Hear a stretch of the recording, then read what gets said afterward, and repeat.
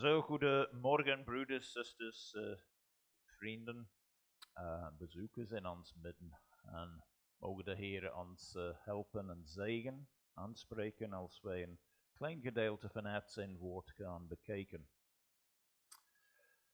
In Mattheus hoofdstuk 15, vers 32 tot en met 39 is mijn tekst van morgen. Laat ons dan luisteren naar de Heer, wat Hij vanuit dit schriftgedeelte in zijn woord tot ons te zeggen heeft. Nu, we leven in een wereld die grotendeels egoïstisch en zelfzuchtig is. Mensen zoeken dingen voor zichzelf, zonder veel gedachten voor anderen. Twee elementen die dit naar de hand werken, niet de enige elementen, maar twee elementen zeker, zijn de ideologie van secularisme en in het algemeen de sociale media. Nu, secularisme, wat is dat? Dat is het idee dat dit leven alles is.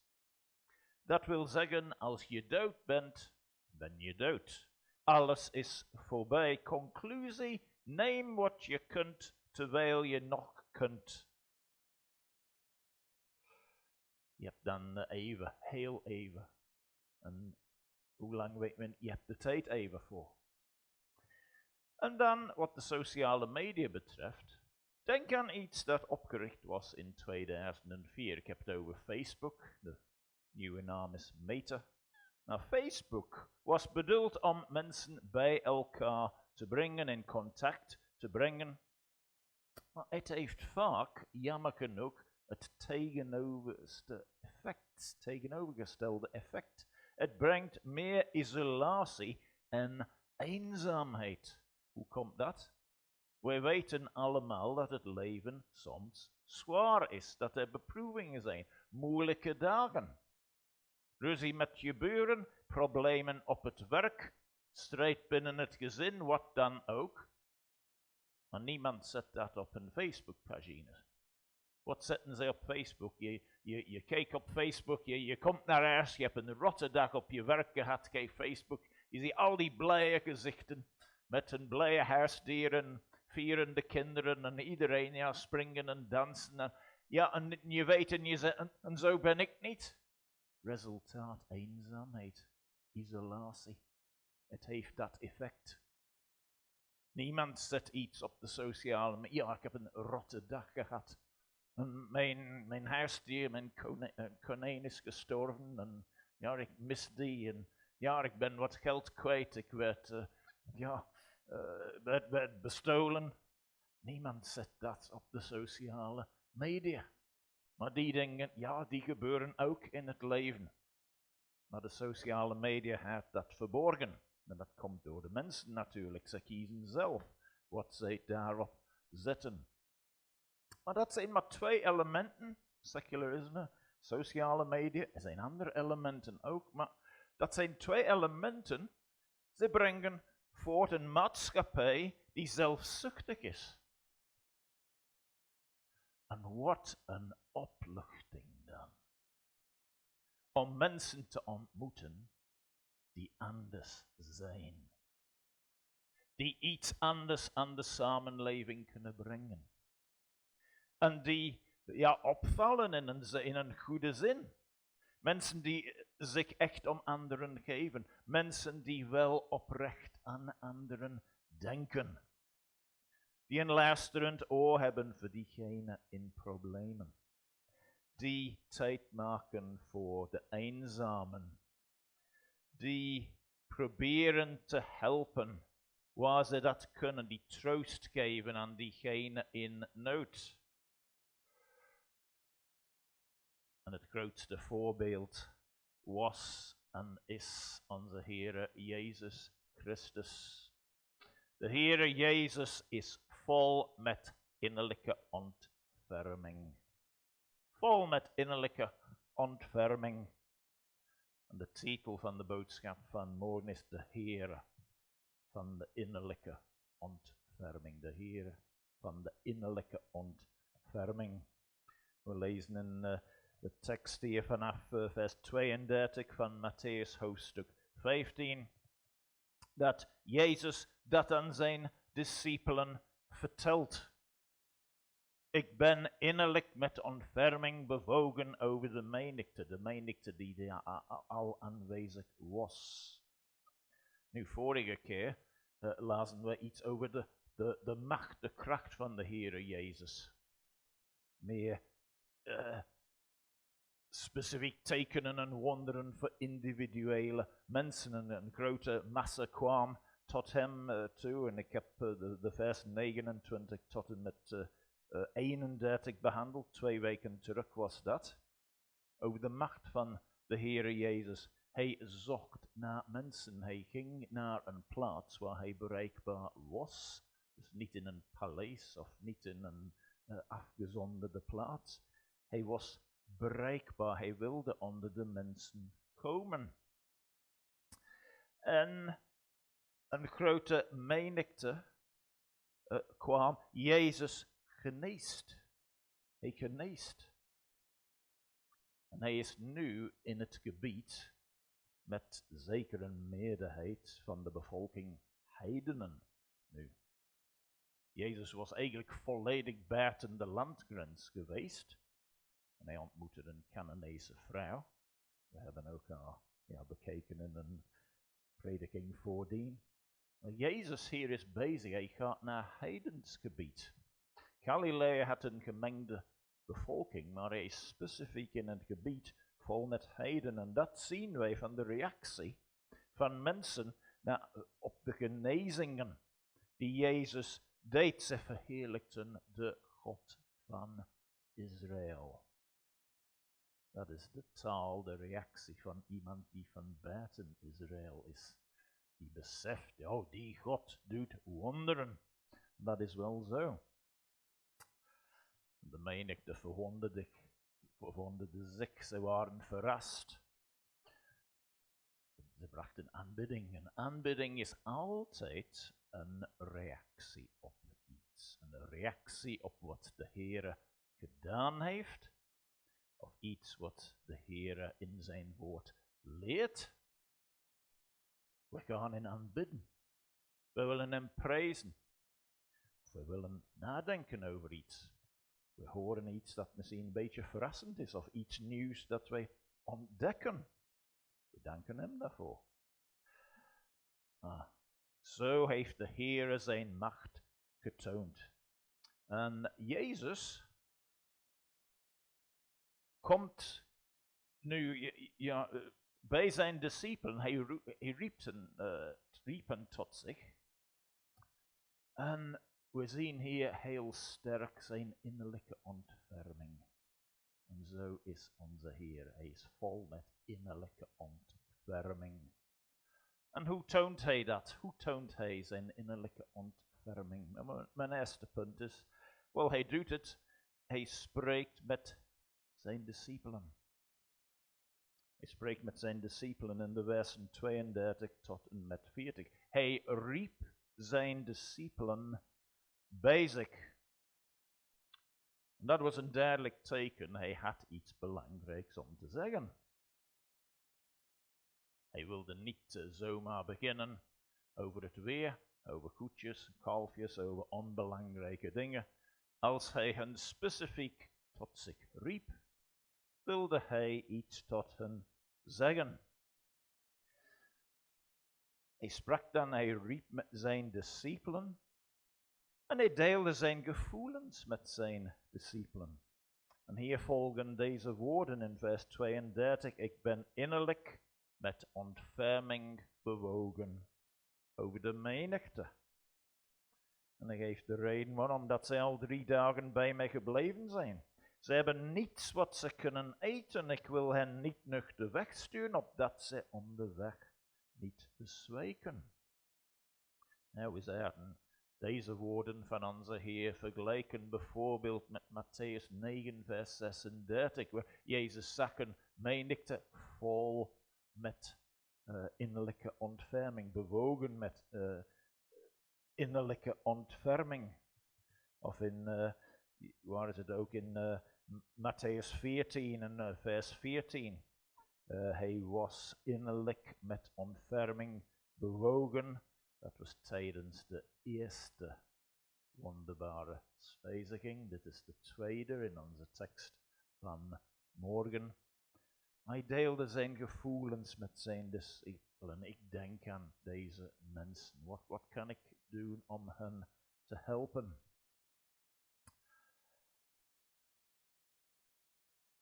Gevoelens delen, dat heeft zijn plaats in het leven. Ja, je moet natuurlijk altijd voorzichtig zijn wat je deelt en met wie. Als je een goede vertrouwenspersoon hebt, vaak je echtgenoot of echtgenote, of een goede vriend, een goede vriendin, dan kun je veel meer delen over je echte zelf, hoe alles gaat in het leven. Jezus was een mens van diep gevoelens. Nou, hoe toont hij zijn innerlijke ontferming verder? Wel, hij dacht aan een menigte, maar meer dan dat. Het was een menigte, grotendeels uit de heidenen meer. Die waren niet Joden. En er is ook nog een ander element hier om te zeggen. Misschien, ik wil dit niet te veel benadrukken, maar misschien wilde Jezus hen belonen voor hun trouwe toewijding. Misschien.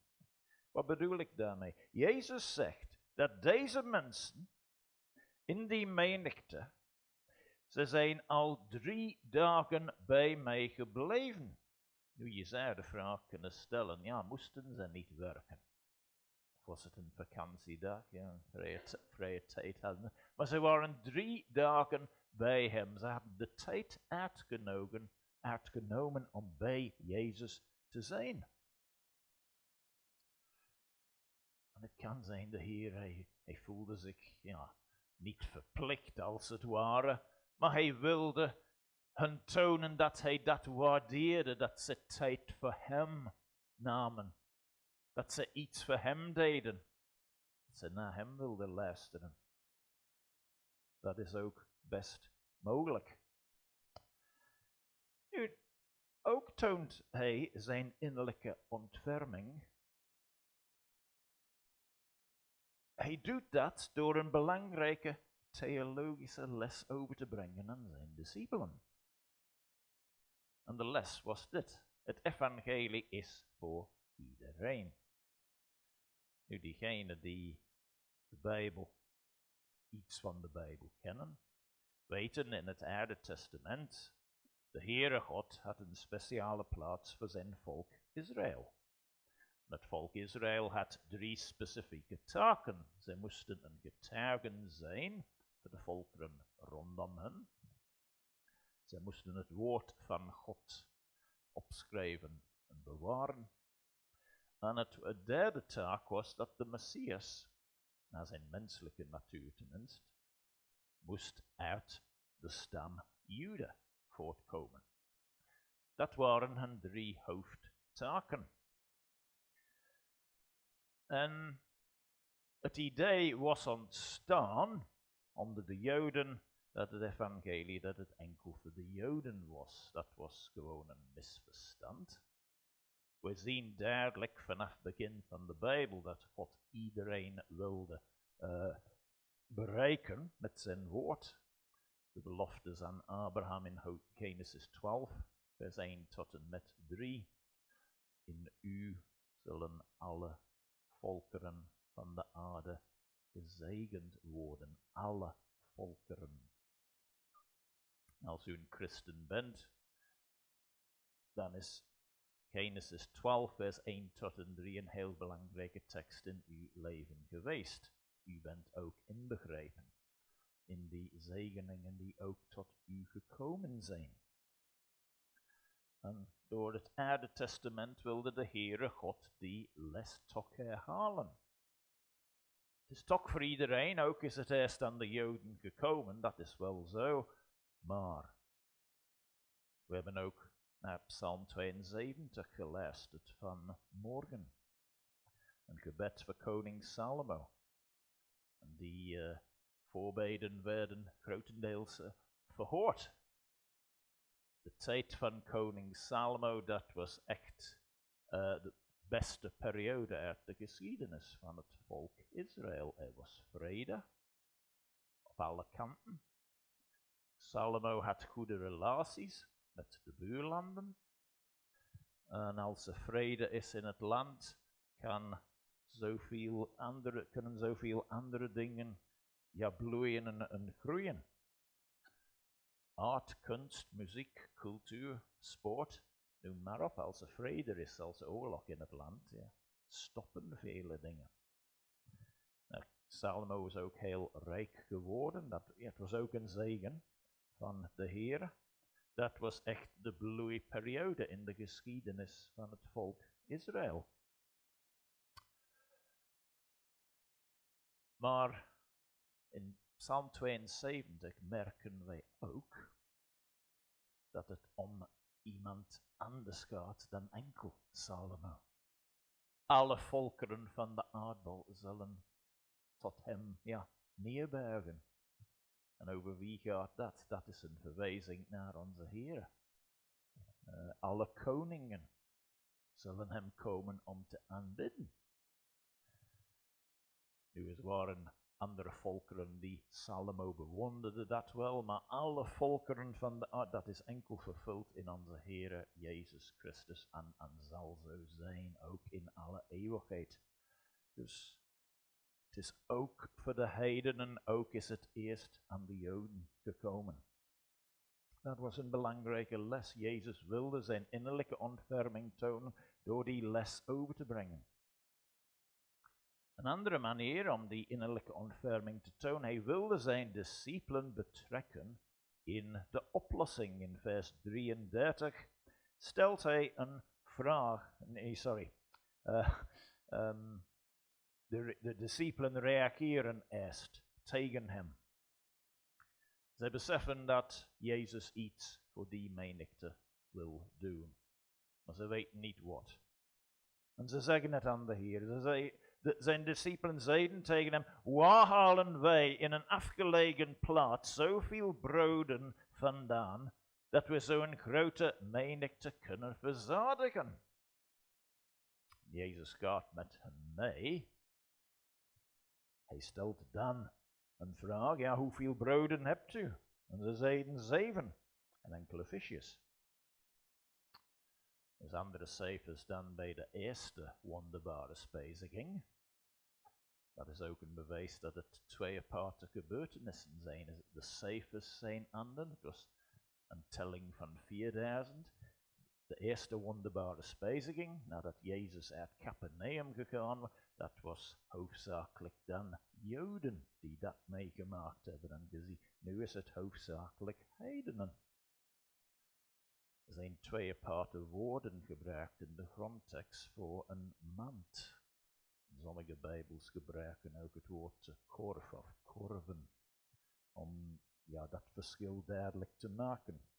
De herziene statenvertaling doet dat niet, het is gewoon manden, maar er zit toch dat verschil in. En het gaat ook om 7 broodjes in plaats van 5. En een paar kleine visjes in plaats van 2. Dus al die verschillen tonen, dat is 2 aparte gebeurtenissen. Bepaalde bijbelsceptici en sommige vrijzinnige theologen beweren, dat is dezelfde gebeurtenis, zeker 2 keer verteld. Nee. Er zijn verschillen. Verschil duidelijk. Maar Jezus hier, hij wilde zijn discipelen een beetje betrekken bij de oplossing. Zij moesten leren een stukje van zijn innerlijke ontferming over te nemen aan anderen te denken. Niet enkel aan zichzelf. Ik heb het in de afgelopen weken een paar keer gezegd, denk ik.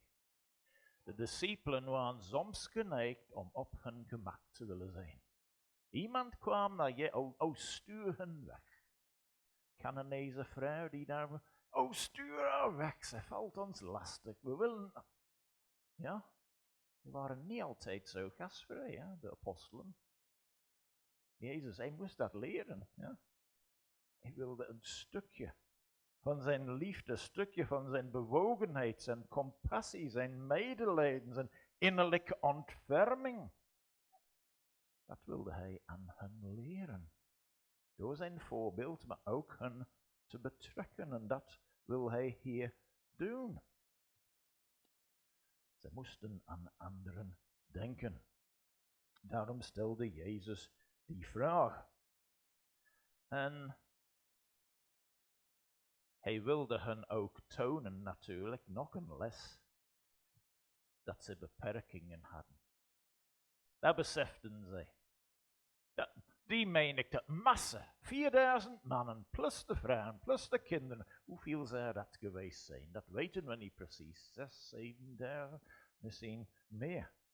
Staat niet bij in de tekst, maar 4000 mannen, plus de vrouwen en de kinderen.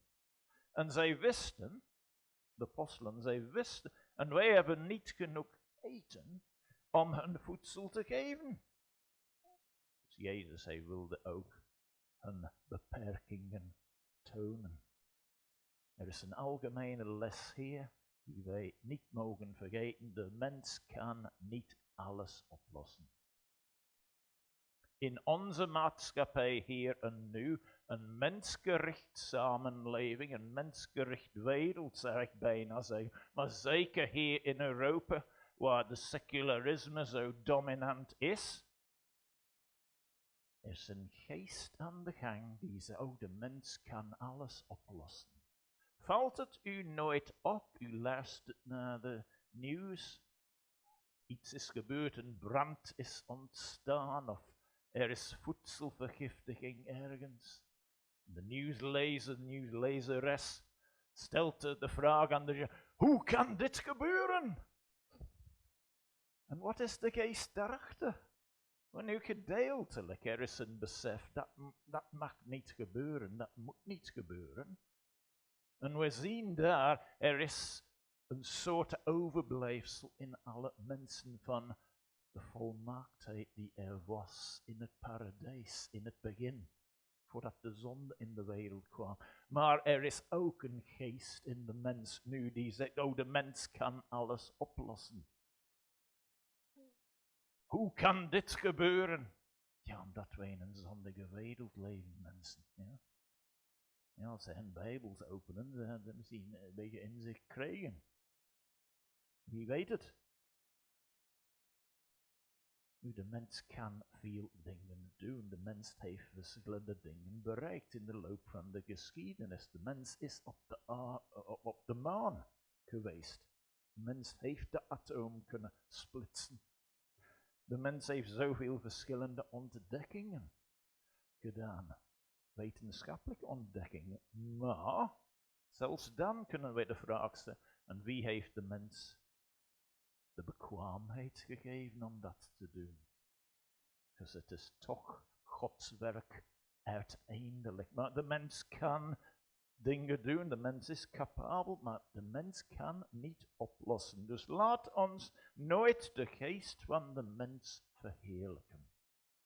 Laat ons de Heer verheerlijken en niet de geest van de mens. Hier zien we bij Jezus, ze moesten betrokken zijn, ze moesten doen wat ze konden, delen dat beetje voedsel wat ze hadden, die 5 broden en enkele visjes was het deze keer. Maar ze konden het niet volledig oplossen zelf. Nu in al deze punten die ik genoemd, Jezus, hij wilde verschillende dingen bereiken om zijn innerlijke ontferming te tonen. Hij spreekt dan met zijn discipelen. En alles wat hij verteld heeft, dat hoort allemaal bij. Een tweede punt is, hij zorgt voor de menigte. Vanaf vers 35 tot en met vers 38, daar lezen wij. Hij gaf leiding aan deze menigte, gaf de menigte opdracht op de grond te gaan zitten, vers 35. En het leek dat ze dat ook deden. Er was geen protest. We lezen niet dat zij in opstand weggelopen zijn of zoiets. Ze deden dat, ze respecteerden hem. Ze hebben toch veel wonderen van hem gezien. En dat heeft aanbidding in hen, een geest van aanbidding opgewekt. Dus ze deden het. En Jezus dan, vers 36, hij nam de 7 broden en de vissen. En wat deed hij dan?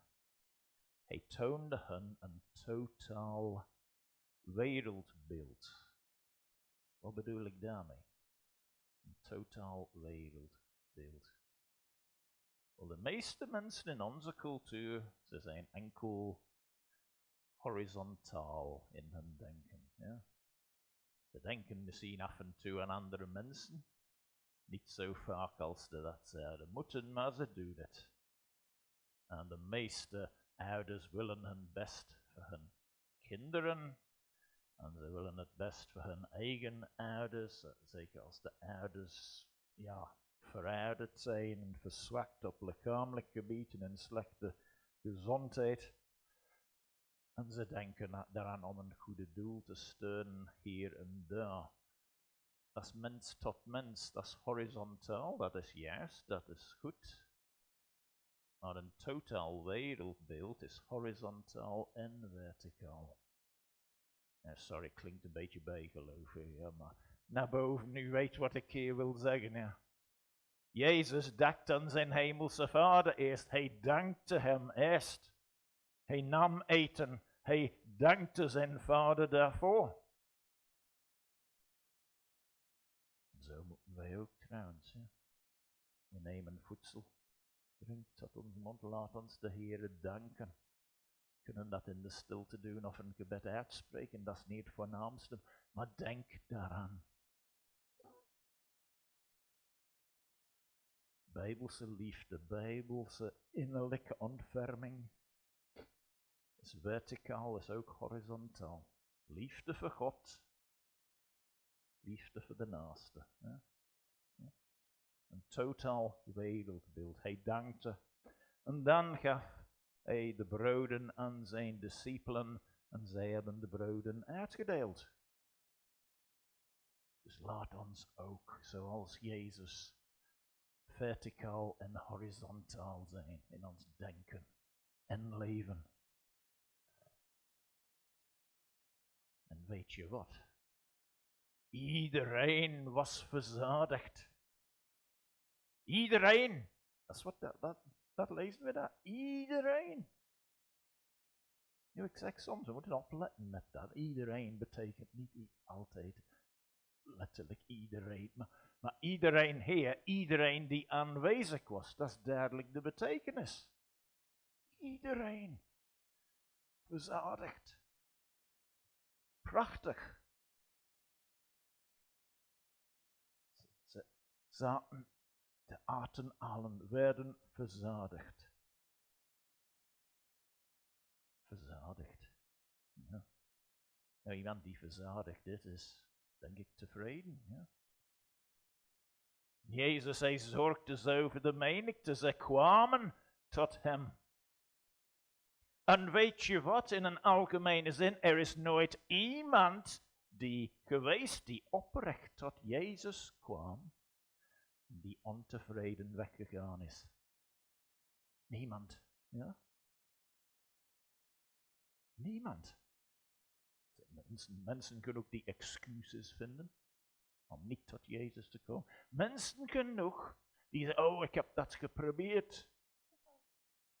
Maar ze hebben het opgegeven binnen de kortste tijd. Maar diegenen die echt een vertrouwen op hem stellen en zij komen tot hem, zij vinden in hem een verzadiging die prachtig is. Zij zijn tevreden, verzadigd. Binnenkort eigenlijk, ik moet nog iets toevoegen aan de deur van buiten, dat mensen op straat zien. Ja, de tijd van onze dienst staat op de boord, dat wel, maar ja, eigenlijk tenminste mijn contactgegevens, zodat wij bereikbaar zijn. Maar ja, weet je, ik ben daar aan het nadenken. Misschien kan ik nog iets bijvoegen. Iets zoals je zondag 9 uur open, 9 uur 30 opent. Ik weet niet of Marie-Therese is soms hier om 9 uur, het hangt van de tijd van de tram. Maar open op zondag, binnen zonder kloppen, dat is verwelkomend, hè? Kom gewoon binnen.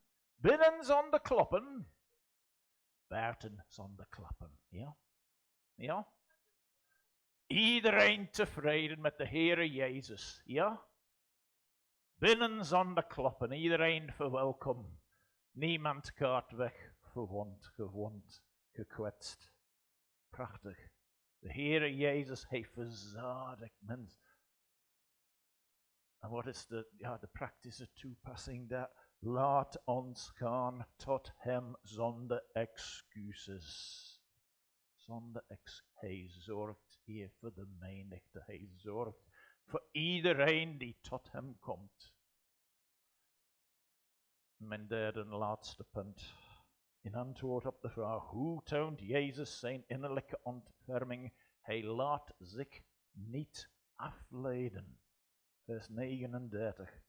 Nadat hij de menigte had weggestuurd, ging hij in het schip en kwam in het gebied van, is het Magdala, of sommige schriften hebben Magdan, als je de NBG vertaalt, Magdan.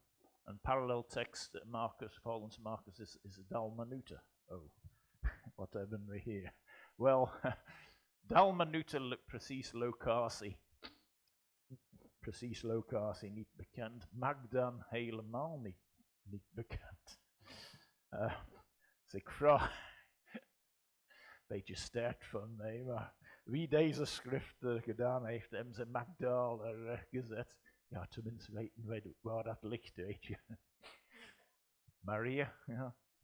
Eerste getuigen van de opstanding van de Heere Jezus van Magdala.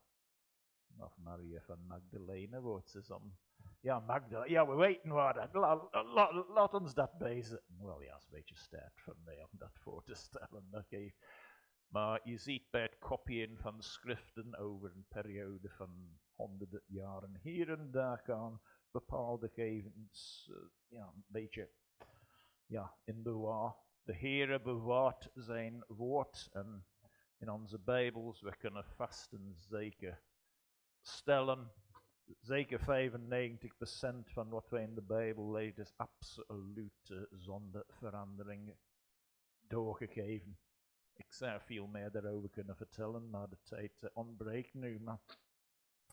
Maar het punt is, Jezus, hij neemt initiatief, hij stuurde de menigte hier weg. Het was tijd voor hen om terug naar huis te gaan. Maar hij deed het, dit is een beetje ironisch, hij deed het op zijn tijd. De apostelen, ze wilden dat dat veel vroeger gebeurde. Oh, stuur hen weg. Wel, hij deed het nu, maar op zijn tijd. Op zijn tijd. En waarom? Wel, zij moesten allemaal terug naar huis. Hij moest verder met het verkondigen van het woord. En met al deze geheime plaatsen. Wij merken iets van de hoofdstukken voordien. Jezus kwam zwaarder en zwaarder in conflict met de Joodse leiders vooral. Het is alsof hij moet even hier een beetje aan de kant. Even, een klein beetje tot rust zelfs. Ook voor zijn apostelen. Het is niet dat hij voor de geheime dienst werkte of zoiets. Dat hij naar al die onbekende plaatsen verdwijnt. Of plaatsen waarvan, we kennen de locatie niet. Maar zijn werk moest doorgaan. Hij moest blijven verkondigen. En er waren ook mensen onder de menigte die valse ideeën over hem hadden. Sommigen wilden hem een koning maken en dat wilde hij absoluut niet zijn. Dus hij moest weg. Dus Jezus, op al deze manieren toonde hij zijn innerlijke ontferming. Nu, ik stel de vraag om af te ronden, bent u zoekend? Bent u zoekend, op zoek naar de Heere Jezus? Maar dat is omdat de Heer u aangeraakt heeft om naar hem te zoeken. Maar ik hoop dat ik u kan bemoedigen. Zijn innerlijke ontferming moet u bemoedigen. De Heer is vol compassie. Als u tot hem komt, zal hij u met genade ontvangen. Hij zal u rijkelijk vergeven wat u ook gedaan heeft. Hij zal uw vroegere overtredingen niet meer in gedachten houden. Hij zal u tegemoet komen in al uw nood. Vrees niet om tot Jezus te komen. De barmhartigheid, de liefde van Christus, dat is een diepe bron. En weet je wat? Niemand heeft ooit de bodem daarvan bereikt. Niemand heeft dat nooit uitgeput kunnen ervaren. Niemand heeft ooit de bodem van zijn liefde gevonden. Dat is eindeloos. Maar voor gelovigen, christenen, gelovigen, worstelt u met iets van morgen? Wel, eigenlijk, de boodschap is hetzelfde. Kom tot uw heiland. Kom tot Jezus Christus. Met al zijn innerlijke ontferming, zijn compassie, zijn middel. Hij zal u horen, hij zal u ontvangen, hij zal u helpen in uw worsteling. Als u misschien op een specifieke manier door de vijand aangevallen wordt in deze dagen, weet de Heer dat. Hij kent al de trucjes van de vijand, al de trucjes. Kom tot hem. Zijn innerlijke ontferming, het kent geen grenzen. Kom tot Jezus Christus, de Heer, die zijn leven gaf om zondaren zoals u en mij te redden. En zijn innerlijke ontferming